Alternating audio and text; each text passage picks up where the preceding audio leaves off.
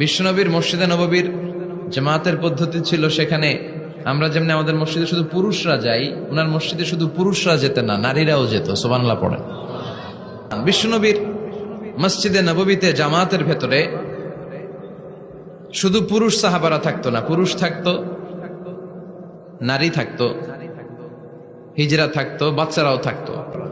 তো বিশ্বনবীর মসজিদে নববীতে জামাতের প্রথম কাতারে দাঁড়াতো, প্রথম দিকের কাতারগুলোতে দাঁড়াতো পুরুষেরা, তারপর একটা সার্টিন গ্যাপ রেখে দাঁড়াতো নারীরা, তারপরে দাঁড়াতো হিজরারা, তারপরে দাঁড়াতো ছোট ছোট বাচ্চারা।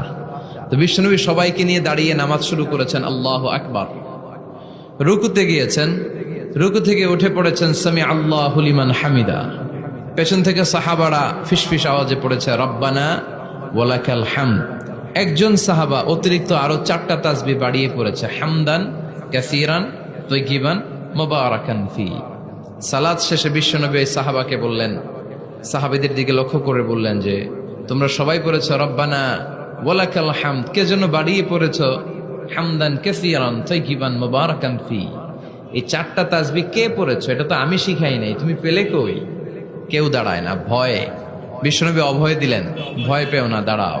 একজন দাঁড়িয়ে বলল, ইয়া রাসূলুল্লাহ, আমি আল্লাহর তাসবিহ কম কম পড়লে আমার পোষায় না, আমার পড়তে মনে চায় বেশি বেশি, এজন্য আমি নিজ থেকেই 4টা তাসবিহ বানিয়ে পড়েছি। বিশ্বনবী বললেন, ভয় পেও না, তোমরা তো দেখোনি, আমি সালাতরত অবস্থায় দেখেছি বিদউ ওয়া সালাসুনা মালাইকা, তোমার এই 4টা তাসবিহর যে সওয়াব হয়েছে, এই সওয়াবটা 30 জনেরও বেশি ফেরেশতা কে কার আগে আল্লাহর আরশে পৌঁছে দিবে এ নিয়ে আকাশে প্রতিযোগিতা করছিল।